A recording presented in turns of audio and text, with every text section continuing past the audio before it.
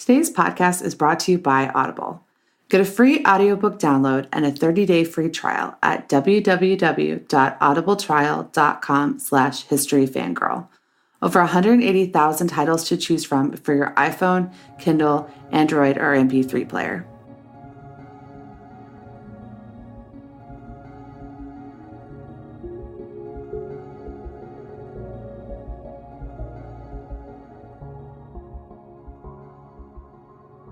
My guest today is Jessica Elliott. She is currently trying to travel to every country in the world and posts about her journey on the website How Dare She? And you can follow along with her there. But today we are specifically going to talk about Chernobyl. This is the second episode in a row about Ukraine, and I haven't done that before, but we did it for a very special reason. So last week Megan Starr came on and we talked all about Kiev and the history of Ukraine and Kiev in the 20th century, and a lot about the Soviet Union, and then a lot about the 21st century and the different revolutions that have happened in the last 18 years.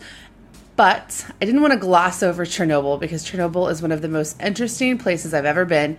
It's cool and weird and tragic, and it deserves its own show because it is its own set of problems, complications, and those people deserve to be remembered separately. So I figured we would just do a second episode and go real deep in Chernobyl because I'm sure that people noticed that last week we glossed over it entirely. So Jess is here to talk about Chernobyl, and I really am so excited. I was actually at Chernobyl like about a year ago this week, and it's so cool. How did you get interested in Chernobyl? So Chernobyl happened when I was, a year and a half old. So it's something that I wasn't aware of as a child. So for the longest time, it just was something that I knew that the word meant something, but I didn't really know what. And I was in Ukraine actually about a year ago right now as well. And I was just like, okay, and that's part of what I want to do through travel is there's all these things that were just like, I know this phrase or I know this word or I know this name, but don't have any depth of knowledge on it. And so when I was going to Ukraine, there really was that was the opportunity to say, okay, now it's time to actually, as an adult, learn about this and understand what happened and how that impacted, everything with nuclear moving forward. So your background is in journalism. How did coming to Ukraine with that kind of background, how did it change your perspective on what you were seeing? Whereas somebody like me who's coming in as more of a travel and history enthusiast might not have noticed. I think the real difference there is just paying attention to asking questions or paying attention to the answers that people are giving that maybe aren't exactly what they're saying. I think that that's just a little bit of what that journalism training will do for you is to recognize when people are answering a question and they're saying one thing, but they mean something else. And especially with Chernobyl, one of the biggest problems is that there's so much he said, she said, in terms of looking at what actually happened, what the actual data say, that having that type of background and being able to look at something with such skepticism, I think is really important because you can look at 10 different websites about Chernobyl and get 10 different answers on pretty simple questions. That's one of the lenses that you need to look at Chernobyl through is understanding that everybody had a vested interest in the data being a certain way. And so you have to be able to be a bit skeptical and compare what people are saying to what might have been reality. So let's back up and we'll get to your experience and my experience at Chernobyl at the end. But let's back up and talk about, what was Chernobyl? When people say that word, it means a lot of different things. It has a geographic meaning, it has a scientific meaning, it has a cultural meaning. But what actually was it and why was there a nuclear reactor there built at all? Yeah, so there's kind of I thought for the longest time that Chernobyl was kind of A to Z of all of it that you just mentioned. I thought that it was the power plant, it was the town, it was everything. And so just kind of to separate off, and we'll get into that in a little bit, that Chernobyl in general is kind of recognized as the power plant. And Pripyat is the city located nearby. And that took me a surprisingly long time to understand that little difference. But so kind of the history of it before, why did Chernobyl even exist, is that nuclear power was studied like all of the beginning of end of the 19th century, beginning of the 20th century. And a lot of that was obviously focused on using nuclear energy for bombs. And towards the end of it, they started to think, well, hey, if we can use this for bombs, can we use it for power? That was a pretty big deal to have that kind of that revelation. And the Soviet Union was among the first to really dive into that. And so the Soviet Union was actually started generating electricity from nuclear energy as early as 1954. And so as soon as they saw that and that it worked and that it seemed generally safe, that was something that they fired up. So they had their first electricity generation in 1954. And then by the 80s, they had 25 nuclear power plants up and running across the Soviet Union. And Chernobyl was one of them. So we have these reactors, and we know from the last episode that at this time, Ukraine is part of the Soviet Union, and it was the scientific. So Megan talked a lot about how it was a science and tech hub. And so it makes sense that they would have something like this outside of the city. So you mentioned that Pripyat was the town. It's kind of an interesting and singular place. That is something I did not understand until I got there. I thought I was going to see something that was typical. And actually what's interesting about Pripyat is it's actually super atypical. But why don't you tell everyone a little bit more about this town? Yeah, so Pripyat. So when I say that there were 25 plants up and running around the Soviet Union, it would be logical to know that there have got to be people who work there.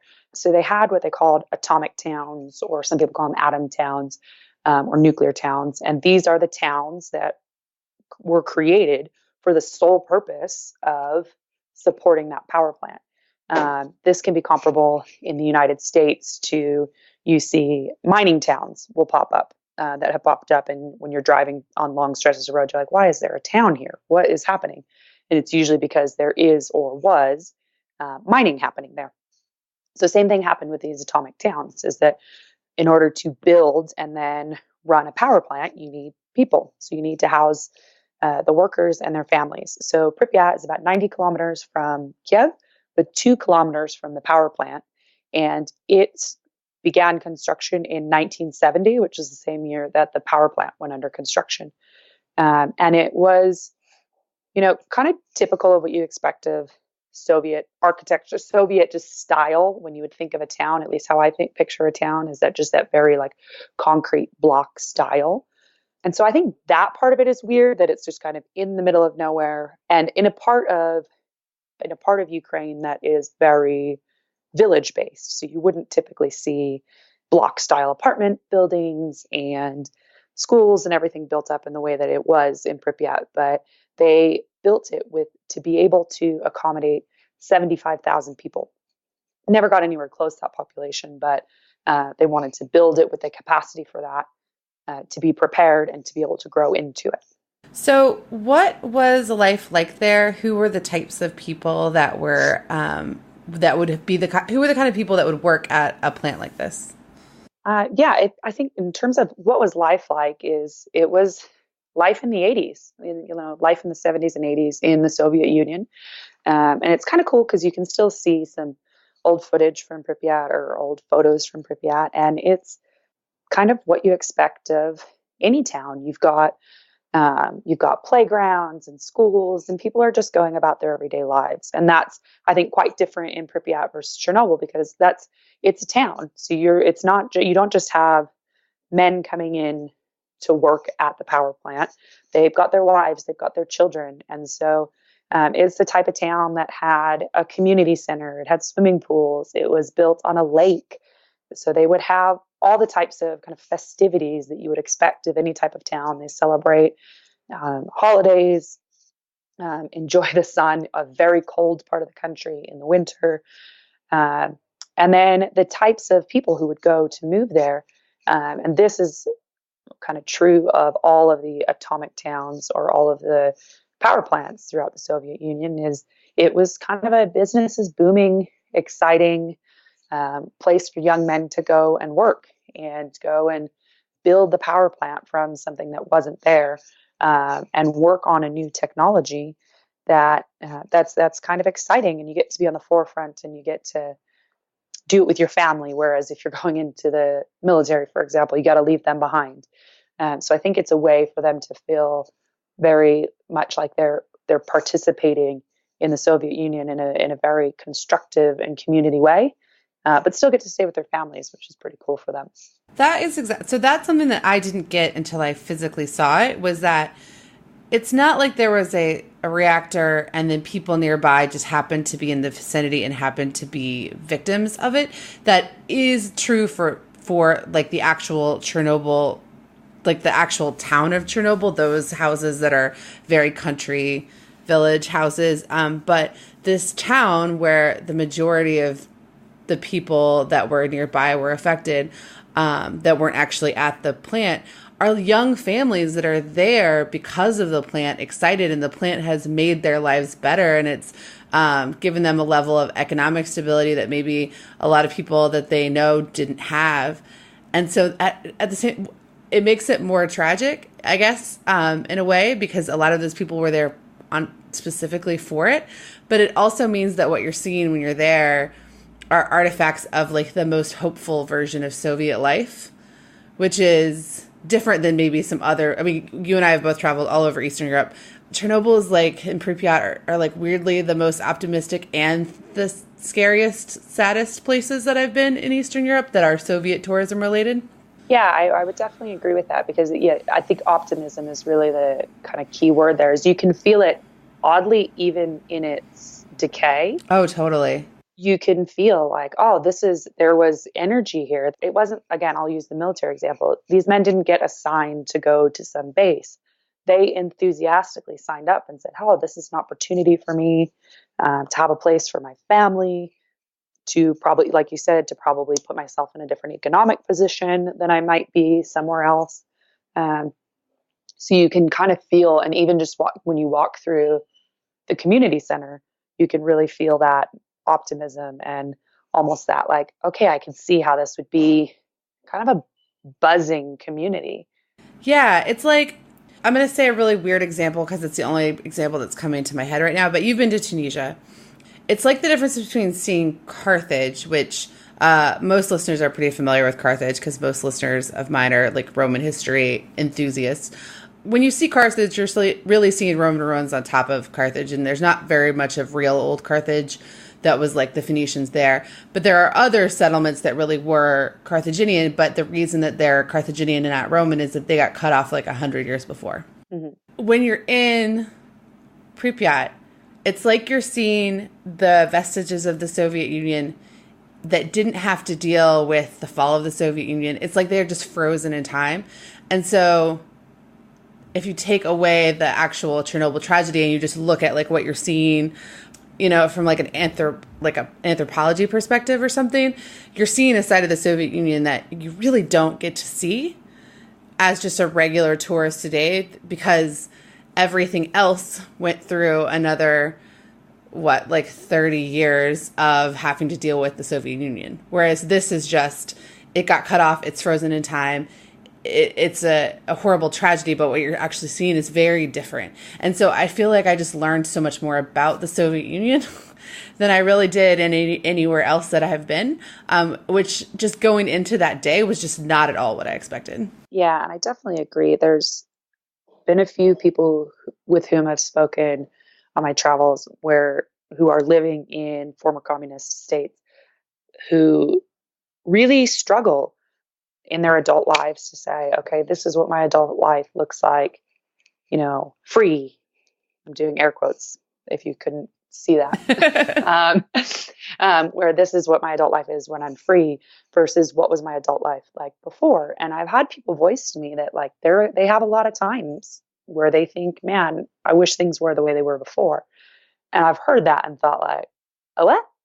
I don't know if I get that. But then I think you do see cities like Pripyat, like, again, like you're saying, it's frozen in time. It's frozen in that moment where it wasn't all bad. It wasn't all hellfire. Like, it's not not everything about the Soviet Union or socialism or communism, they're not all like these scary hellscapes that some people like to make them out to be. They're nuanced, and there are things that people enjoyed about them and still had their freedom and got to live lives the way they wanted to, at least as far as they understood what they wanted. And so I think that you're exactly right, that you probably see that more before it was cut off into some of the other, and before things took a turn, that you get to see a little bit more in Pripyat than maybe some of the other cities that you'd visit in former Soviet Union. So we've got this city, and it's full of young families, and they're very, they're living pretty patriotic lives. They're some of the lucky ones in terms of the resources that the government is giving them. And then tragedy strikes. And I think that it's easy to understand like a bomb dropping or a battle. I think it's really hard to understand what a nuclear reactor meltdown looks like and what that actually causes, like how that actually is a tragedy, because we don't see it on TV. It's hard to visualize. Yeah, I think that anytime, if you watch any interviews that happened either like pretty quickly after or even decades after, one of the things that people continue to repeat as they talk about it is an invisible enemy. And you're looking at people, a lot of who was tasked with dealing with this ended up being the military. The military is used to being in combat situation, right? They know who the enemy is. Like you said, they know what bombs are. And yet you're fighting the air. And that's a really hard thing to get your head around. And I think that severely contributed to how serious people took it from, moment one. That, again, it's quite hard. There are a lot of people who, when the first evacuation order was issued, who stayed behind because they're like, no, I'm not in danger. Because look around, right? Like they can't even see the fire. They can't see, like there's nothing to see or nothing really tangible about what's happened. And so that's quite hard to convince people who may not understand it, especially when it's, new science, and people who probably aren't educated in this new science, to say, okay, this is serious. And to really create a sense of urgency. I think pretty quickly, once you see people coming through town and they're in masks and they've got all this equipment to measure radiation, once you start to see those visible signs, then you can say, okay, I understand that because I can put that into a different classification of scariness levels. So you understand a little bit of the science behind it. I mean, you understand a lot more of the science behind it than I do. What happened? What is a nuclear meltdown like this? Perfect combination of bad design, bad safety measures, and bad operation that all came together at the same time. So they were the reason that things happened when they did is because they were running a test on reactor 4. So there were 4 reactors up and running in the Chernobyl power plant at that time. Reactors 5 and 6 were under construction. And basically, like as simply as you can put it, the reactor was designed to run at high power, and they were running it at low power. And that caused a lot of strain on the system. So when they went in to do this test, which they had done a year before, there were a couple of kind of red flags, but they pushed past it. And it caused a power surge. That power surge increased the heat. That broke some of the tubes containing fuel. The fuel reacted with some water, causing steam. And then there was a steam explosion. And that steam explosion literally blew the lid off of things. There's about a 1,200 ton cover on top of the reactor. So the steam explosion blew that off. And then that ruptured more pressure tubes and caused another mini explosion, which exposed the reactor to the environment. And then from there was a fire. So that was the biggest thing that people knew was happening because they could see a fire. This all happened at about 1:30 a.m. So they were running the tests in the middle of the night.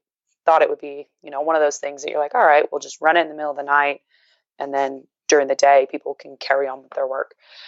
it starts as one fire, and then it starts catching on with different materials. And then it moved from this fire that was created from the explosion and turned into a fire from the graphite material. This fire ended up burning for 10 days, which is that's further down the road. But one of the big things is that the Chernobyl plant didn't have a big containment structure that would be common to see in other power plants. And so because it didn't have that containment structure, as soon as that explosion happened and the lid's blown off of it, now radioactive material is going in the air, and you've got a fire burning, preventing people from getting kind of physically into the situation to contain that radiation. So this happens, and the people on the ground don't really understand it exactly. I mean, some of them do, because obviously there are a lot of scientists there. But what was the damage like immediately after it happened? So, like immediately, there were 2 deaths. There were 2 deaths on site because there was an explosion. But ultimately, what people really thought was going on was that there was a fire. And this actually became a point of contention with Gorbachev, where he said he has been on public record saying that even when they reported up to him what happened, at first they told him it was only a fire, that there was no explosion. And of course, you're going to deal with that differently, because you need to know, did an explosion cause a fire, or is there just a fire, or is there fire that caused an explosion? You're going to understand. Somebody who knows all the different components of the system you're working with is going to understand what that means a little bit differently. So they actually had, they had firefighters to the site within about 10 to 15 minutes, firefighters from Pripyat. And then that continued on all through the early mornings, through the early morning, excuse me. And by 5 a.m., so this happened just before 1:30 a.m., by 5 a.m., they were already starting to send people to the hospital with radiation sickness, symptoms of radiation sickness, and commanders were arriving from Kiev. And by 6:30 a.m., about 40 fire brigades were called in. So this kind of is one of those, it happened in the middle of the night. Not everybody knows what's going on. And it's very much a scramble to say, okay, one, you can't really see much of what's going on because it's dark. It's the middle of the night. And 2, like the natural reaction is just contain the fire. And the reaction to do that would cause bigger problems down the road, because you're throwing water on fire, but you got a whole lot of other stuff going on in there. And then that water, we'll talk about that, of what happens a few days later. The water caused a lot of very potential damage. But then, by 8 a.m., which was shift change, guys are showing up for their shift, and they carried on with anybody who was working on building reactors 5 and 6. They went to work. They were over, just down the road building those other reactors. Everybody else, they had shut down the other reactors. So they weren't coming in and just going to work regularly. But 300 guys were over working on construction that day. Because again, you're just looking at it, if you're looking at it from the perspective of like, oh, it's just a fire, then you're dealing with it a little bit differently. Now, what was it like for the people who were actually doing, what was it like for those firefighters and the other people that were working there? How long did it take for people to realize that they were being exposed to things that were not just a fire? They realized quite quickly, but I think the biggest thing that I've seen in everything I've read about it and everything I've seen about it from the people who at least survived to tell their story is that there was just it has to be done. Somebody has to go in there. They know, obviously, even if you think it's just a fire, well, this is a fire at a nuclear facility. It's scarier than a regular fire. But that it seemed really everybody had the attitude of, we got to get in there. And I think most people were reacting and kind of getting into work. And then hours later, we're starting to think, oh, I don't feel so well. And that's even what happened with, the first people who started going to the hospital at 5 a.m. that day were in there and dealing with it. And then they went to go have a meal and start throwing up and start seeing some symptoms.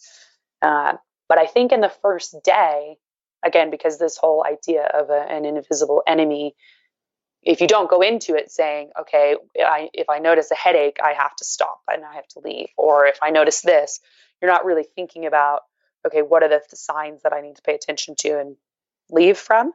Then you probably expose yourself way too much. And then once it does hit you, you feel quite sick. But then you look at the guys that are going in, and I say guys because it was mostly men who were going in the next weeks that followed, especially when they knew they were sending them into very high radiation areas. They were only letting them go in for sometimes as little as 40 seconds at a time, knowing that, okay, this is the maximum radiation we can expose you to.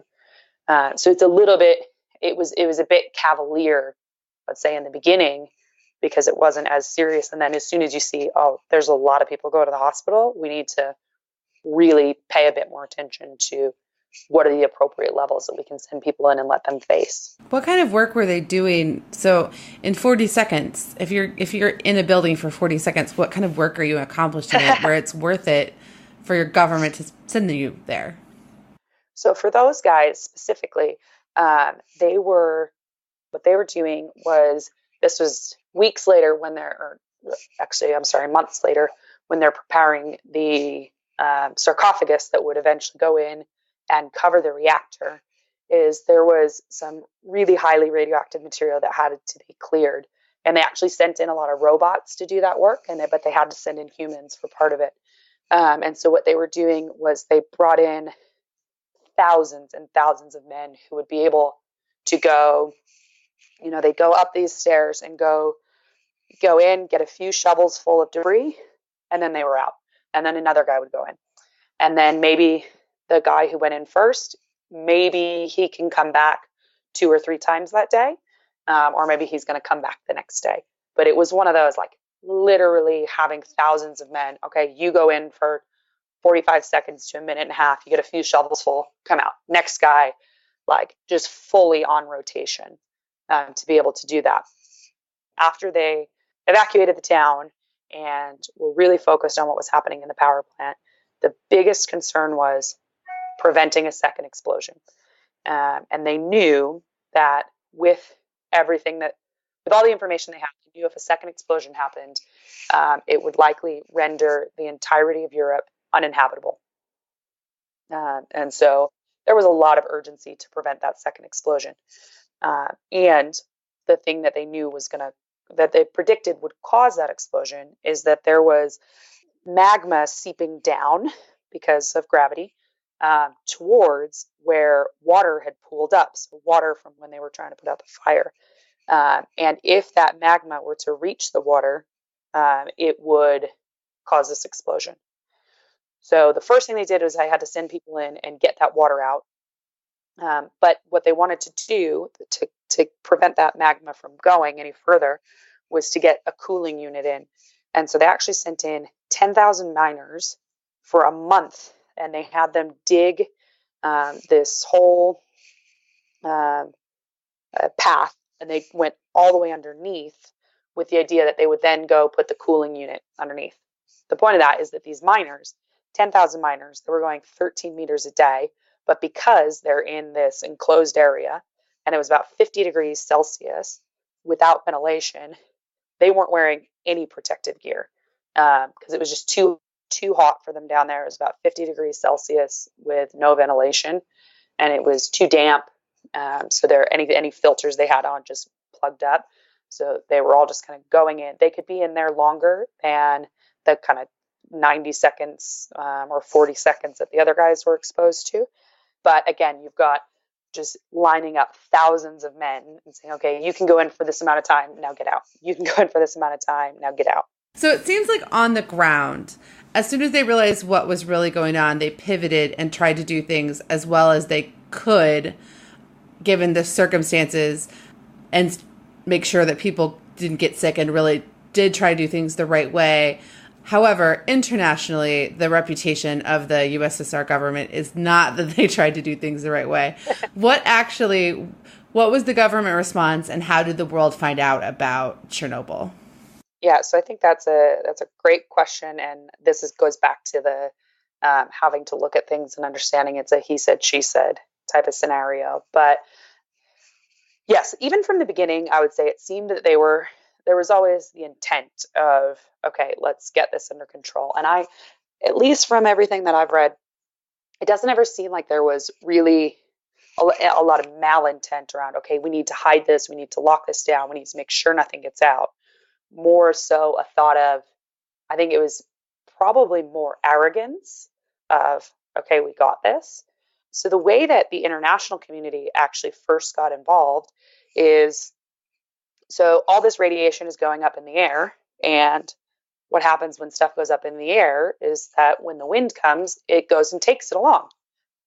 And so what was happening as the Kremlin is responding to this disaster and not really thinking about calling for help or asking anybody, even though there's, international agencies set up specifically for nuclear energy, they're just really heads down, is now all this radiation is being blown all over Europe, and most notably in the Nordic region.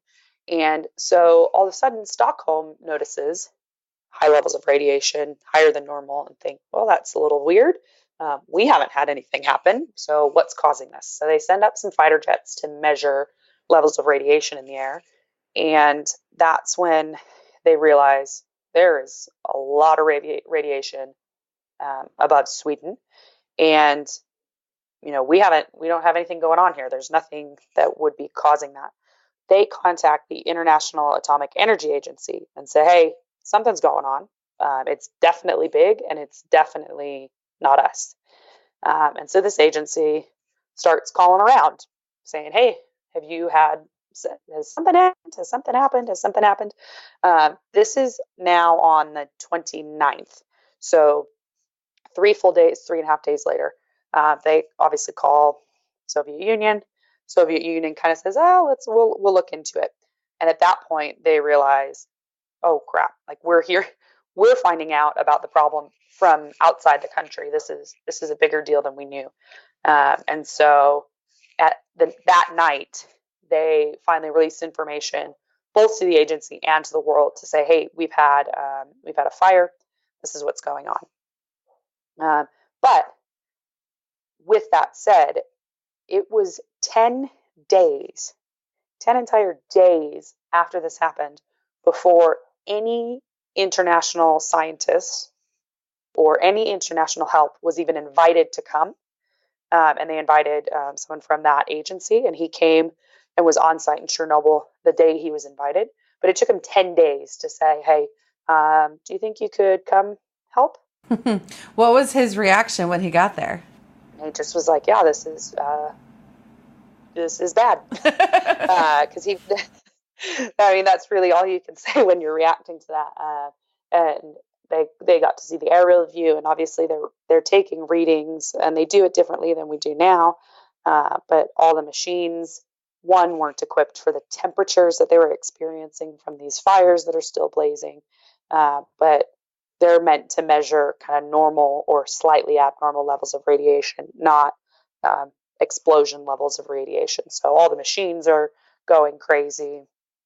And that's when they really got involved, saying, okay, that's when they got focused on preventing that second explosion, saying, all right, this one's already happened. Most people are out of, we think, the area that they're being impacted by. But we've got to really focus on making sure this second explosion doesn't happen.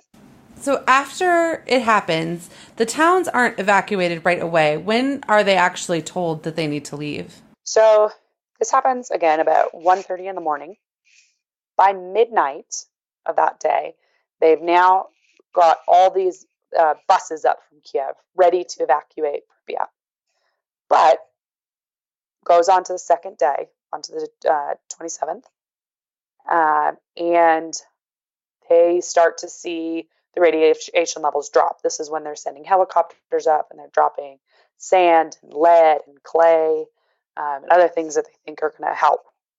And they start to see some radiation levels go down. And again, this is a little bit of where I think it was probably that arrogance of saying, all right, look, we got this. Like, whew, crisis averted.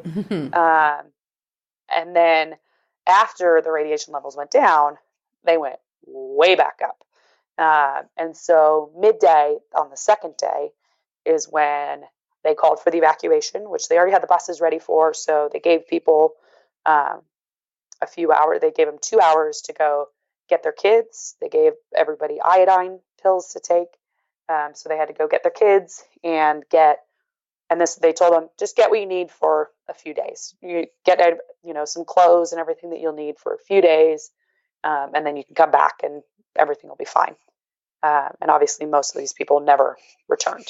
But from that, when they got that notice, they actually evacuated the entire city of Pripyat, which is about 48,000 people at the time, within 3.5 hours. Oh, wow. I look at that and I just think, even if in the days of now with you could tweet and everything, I can't get 50,000 people to do something in 3 hours. So I think that comes a little bit with the territory of knowing, okay, we live in an atomic town, so you need to be able to move when it's time to move. And probably a little bit of coming from being in the Soviet Union, where they're maybe a bit more regimented and a bit more in a scenario where they're told what to do and they do it. But still, that stuns me every time I read that. 3.5 hours to evacuate an entire city is pretty incredible. So one of the things that I always find interesting is that it's considered a Ukrainian, this happened to Ukrainians, but it also happened to Belarusians because it is so close to the Belarusian border. I pulled up Google Maps and you can see there's a whole part of southern Belarus that is called the Polesky State Radio Ecological Reserve. And I feel like today when we think about this, we think a lot about what happened in Ukraine, and we don't think about the fact that there are actually a whole lot of Belarusians that get no real assistance or help that are still dealing with the effects, and that there were also effects in Bulgaria. When I was doing so I live in Sofia, and I was doing a free walking tour when I first got here a couple years ago, and one of the things on the tour is there was a parade and then there was rain and everybody got sick. And do you know why? Because of Chernobyl. Even though I don't feel that close to Ukraine, we're basically on the other side of the Black Sea. So I think it's one of those things that it's got such widespread effects. It's hard to wrap your mind around actually how big it was and how much damage it still did. But I have a hard time, and this is where I'm really excited to get your opinion. I have a hard time understanding what is negligence on the part of the USSR government, what is truly malfeasance and how much was it that in their response they were a bad actor versus how much was it just no government on earth was equipped to deal with this correctly at the time, let alone an empire as isolated and inward looking and with as many resources as the Soviet Union? Yeah, I think that's a really important question to understand, intent, but also I find myself reminding myself that you can't just send an email. It's not like they could have just emailed the US and said, hey, we need your help right now. You have to understand that that's a completely different communications environment that we're looking at 30 years ago. That said, these problems are still here today. And so you can write off things to say, no government in the world would have ever been prepared, blah, blah, blah, blah. But as of over 20 years after the disaster, only 59 deaths had officially been attributed to it. Yeah. 59. Do we know what a real estimate looks like? No, and that's where I find it the most frustrating is that there were 500,000 liquidators sent in afterwards, 100,000 reservists and 400,000 civilians who were sent in after everything had calmed down a little bit. Of those 500,000 liquidators, there has not been one study done on them. There are no official statistics on them. 200,000 of them are officially disabled. 20,000 are dead. But nobody's doing any studies. Nobody's kind of looking after them. And I think that's one of the things where I find frustrating looking at it in modern times, is to say, okay, we can write off the naivete or kind of the missteps of the past. But you also have to say, okay, these guys have gone through a war effectively, and they should be treated and looked after like veterans of a war, and are not, because I think people are so eager to say, oh, or be flexible with the numbers. And so even the first international commission that came after the explosion, and the Soviet Union said, we're participating fully. We want to be completely transparent. We want to give all the information. We don't want anybody to ever go through this again. Even at that international investigation, what started off in the beginning of that saying, oh, it's about 40,000, we can expect about 40,000 deaths, by using a very crude calculation based on Hiroshima, and then saying, okay, this was X times Hiroshima, so these are Hiroshima deaths, let's multiply that by X. They started that conversation at 40,000 and walked away at 4,000. And so I've seen literally anything from 100 deaths attributed to Chernobyl to millions of deaths attributed to Chernobyl. So it's got to be somewhere in between. And I think the other thing that makes it really hard to kind of estimate all of that is, like you said, it spreads so far in Europe, and there's a lot of denial, again, with this invisible thing. So you've got Sweden, who knew what was going on, and Sweden for decades after was testing their meat and making sure that all of the meat that people were eating, all of the produce that people were eating wasn't contaminated. But then you look at parts of southern France, which we know had really high levels of radiation falling down on them, yet they absolutely refuse to admit that there was any. Oh, really? I hadn't heard that. Yeah, so there's these parts of France where they say, no, we didn't have any radiation, it didn't affect us, blah, blah, blah.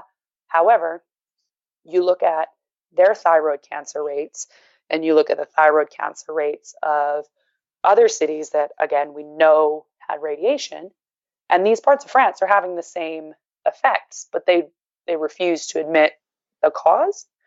And so that makes it, and that I just don't understand at all, because it happened to them. They didn't do anything but just live in France. So to me, there's no reason for them to cover anything up or to deny. But well, and if they have government health care, it's not like it changes. It's not like in the U.S. where you can deny people coverage because of pre-existing conditions and say this isn't our fault. Like, yeah, in France, it's just national medicine, so you just doesn't matter how you got thyroid cancer. You have it. You go get it fixed or get it treated. So that's super interesting. Yeah, I found that really interesting to say, like, well, if it's happened to you, wouldn't you want to speak up about it and say and contribute to the understanding, the international understanding of what's happening and what's going on, so that you know how to move forward? Because we are, again, if you look at, this is just over 30 years ago. So you're coming into second generation, possibly third generation. Is that how math works? Yeah. Of people who are feeling these effects. And I think you probably see it very similar with, this is going to be a big stretch, but I'll get there, with Agent Orange in Vietnam, where you just, ultimately, you don't know, is this a 1 generation thing? Is this a 20 generation thing? And if you get so caught up saying, oh, it's your fault, it's your fault, it's your fault, it's really easy to do that and then stop paying attention to, okay, what do we need to do to look after the people who are already affected by it, no matter whose fault it is? I also think, too, because the Soviet Union fell, it affected, so like, Ukrainians don't want to say that they caused it, right? Because they want to say it was the Soviet Union, and yes, the Soviet Union is making a lot of decisions, but it was something that happened in Ukraine, and most of the people working there were Ukrainians, and so it's I think it's tough too because you've got this problem where the country that's technically in charge of it is both a victim of it and also has agency in it, but that part is easier to deny because it wasn't technically, like, they didn't technically make decisions because of central planning, but they were also a large part of it. And that was something that was interesting, is I didn't get the feeling when I was in Ukraine that Ukrainians really felt like it was a part of their history on both sides of the situation. Yeah, I do think that's really interesting. And it's something I watched a lot of us struggle with, because you look at again, we're going to attribute this to war. If you look at other war crimes, war consequences, that would probably be a better way to put it, you know who the bad guy, quote unquote, is. And again, comparing it to Vietnam, that the United States introduced a chemical weapon. That chemical weapon has consequences. And so ultimately, the United States is accountable to those consequences. And that's very easy for us to understand, right? It feels almost like justice. But just like you said, in one way, Ukraine was an active participant in the Soviet Union. So they can't say like, oh, it was them who did this to us, because it's us who did this to us. And then if you want to say, I think a lot of people use Russia and Soviet Union very interchangeably. And so people want to say, oh, Russia owes Ukraine for this. But no, because Russia was a part of the Soviet Union, just like Ukraine was. And so the country that you want to say, oh, they should be footing the bill for this, it doesn't exist anymore. And so that leaves people, I think, in a very unresolved place. Because we like to say, oh, you did a bad thing. And then there's also the kind of the thing of it being an accident. It's not, nobody did this on purpose. So you caused a bad thing, whether you did it out of outright negligence or cost cutting or ignorance or a whole combination of the above. But you caused this bad thing, and we want to see you held accountable for causing this bad thing, but you don't exist anymore. So how can we, it leaves people in this weird limbo, I think, in terms of the accountability that we crave in such a scenario. I also think it makes it feel like it happened further in the past than it did, because, the country that it happened in doesn't exist. But it happened in our life. Like, you and I are about the same age. It happened in our lifetimes. Now, I don't remember it, and it didn't happen in my immediately younger sister's lifetime. But, I guess she would have been like 3 months. But this is not even as old as the Khmer Rouge, but in some ways it feels further removed because Cambodia is still a country and Russia and the USSR is not. Oh, easily. It easily does. And I think that because of the rate that technology changed, again, living in a completely different communication environment, that we would think of, world events that you don't hear of right away, which is this, you naturally tend to classify that as an old thing, right? Because if you didn't hear it right away, it obviously wasn't time of the internet. It wasn't time of that we're used to, where something can happen halfway across the world and we feel it immediately.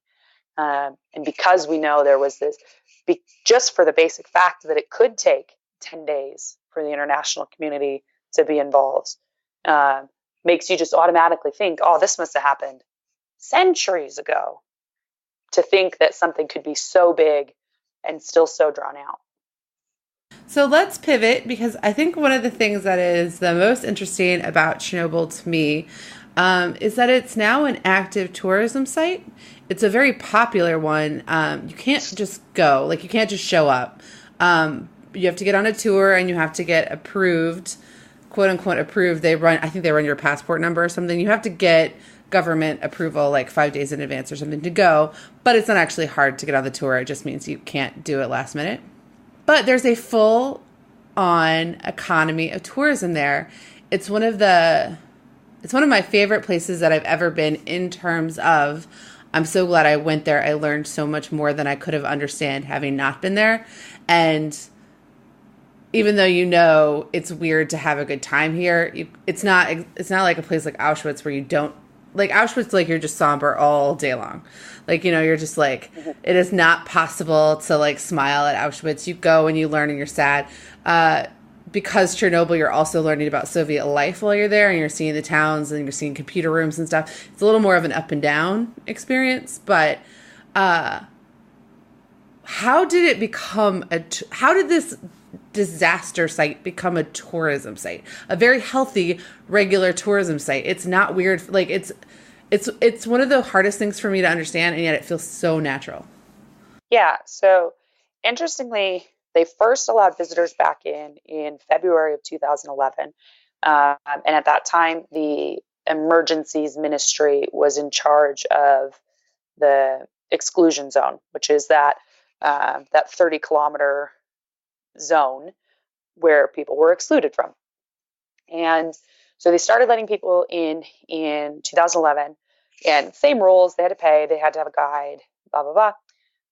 But the government was like, wait a minute, you're bringing a lot of people in, you're making a lot of money, and we want to know what's happening there.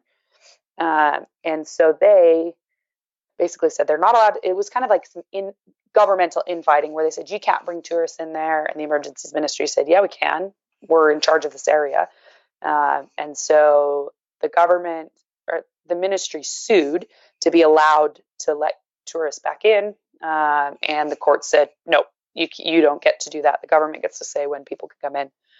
So there was just a brief stint in 2011, and that was just like from February to June, where they let tourists in, and then they had some infighting, and then it wasn't until like 2 more years later in 2013 where they got that whole dispute resolved, and they reopened it to tourists. And again, they wanted to set up the infrastructure, which you got a chance to see when you're there. Not only are they checking your passports, but they do, you see the little Geiger counters that people carry around and take pictures with. That's not the only thing that's measuring radiation in the area. You get measured on the way in, and you get measured multiple times on the way out, most importantly, to make sure that you're not taking stuff out with you. In terms of how did it become such a popular tourist site, I think there's just been a really big rise overall in dark tourism, is what it's called, where people want to go to sites that have a dark history, because that's a good way for them to learn about it. And you get the fair amount of people who just want to go because they see pictures of creepy dolls and think, oh, that's weird, I want to see that. But I think overall, dark tourism is really flourishing for that exact reason. Like you mentioned, Auschwitz, like you mentioned, there's a lot of tourist sites focused around concentration camps, and really not very exciting history. It's not the same feeling you're going to walk away from having a holiday on the beach. But I think people are really interested in learning. Now, when we say it's a big tourist attraction, I think it's important to classify that. And this is, again, where numbers wildly vary, where I've seen on some sites where they say they get 10,000 visitors a year.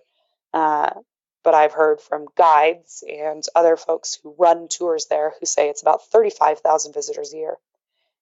Either way, compare that to the Great Wall, for example, that gets 10 million visitors a year. So when we say it's a very busy tourist attraction, that's obviously massive comparisons.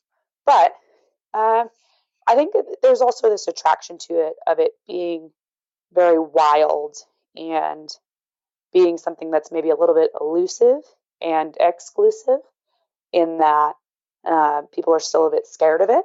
So the fact that people are always still asking, is it safe? That there's kind of just this edge about going there.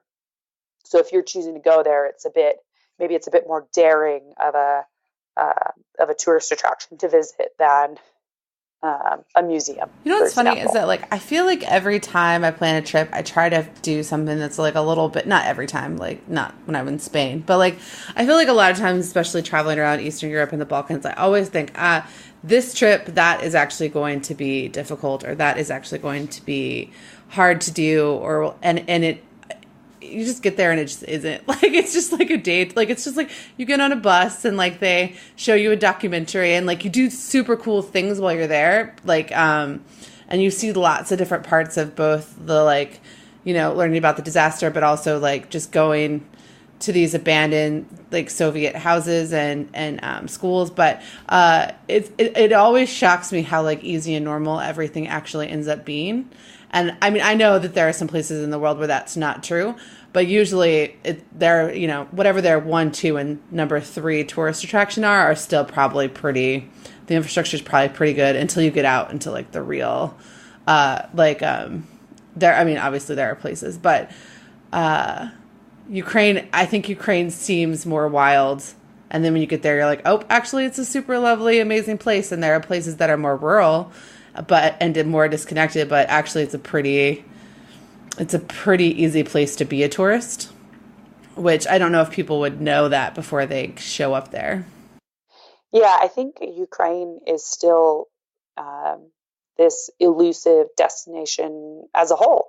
And I think that'll definitely change even this year.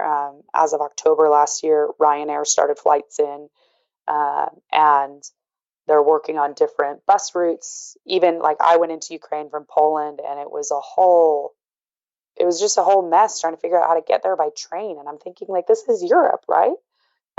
So I think a lot of people don't necessarily classify Ukraine, Belarus, those two in particular as Europe, because it's not as easy to just do a cheeky popover or, you know, take a quick train ride.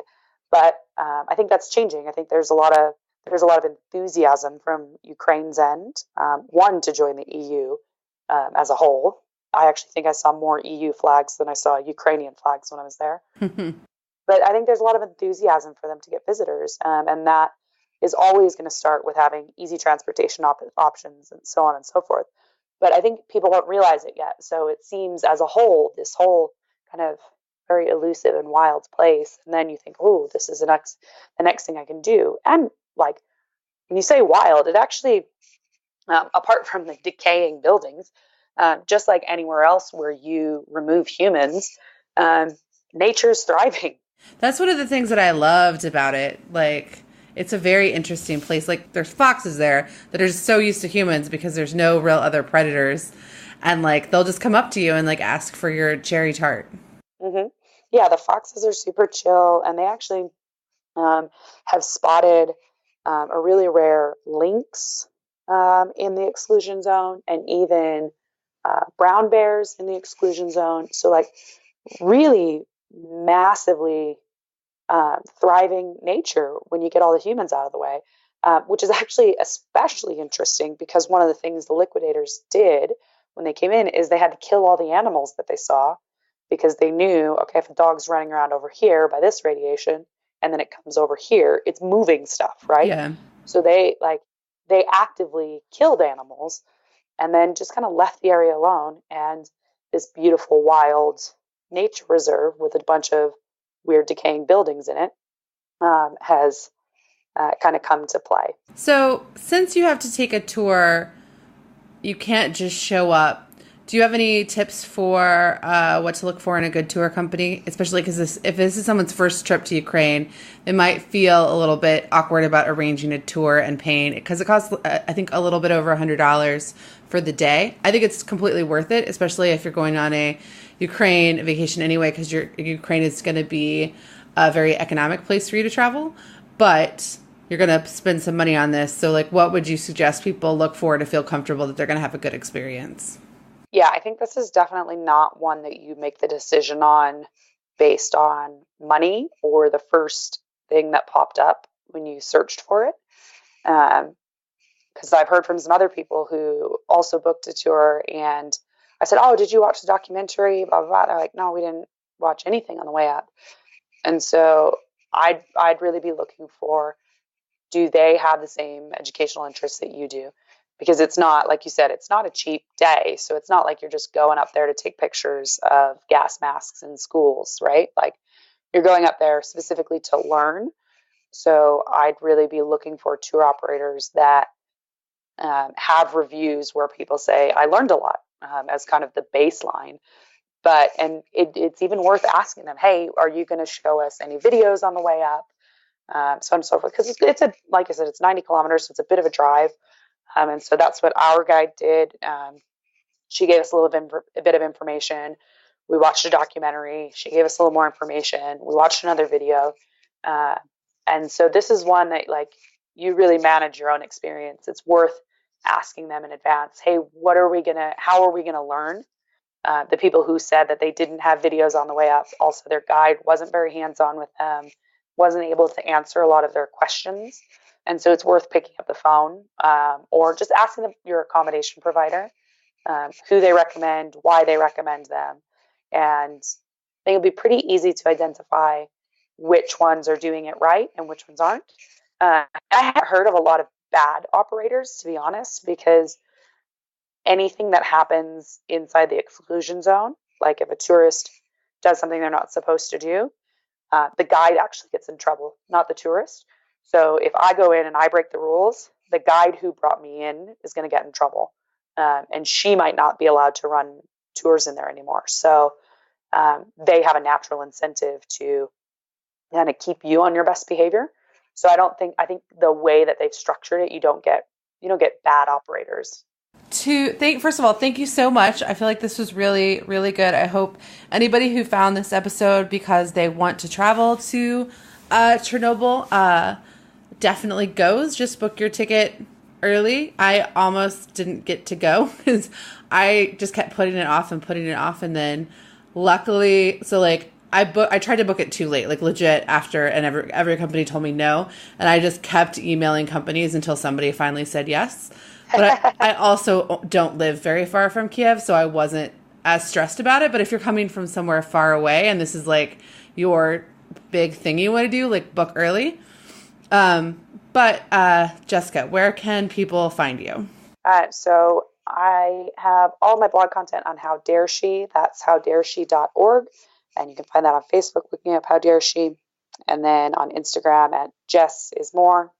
Kind of like less is more, but Jess_is more. Excellent. And you have some mean aerial photography too. So people should definitely look up your work because besides being a great writer, your photographs are super cool. And I'm super jealous of your drone.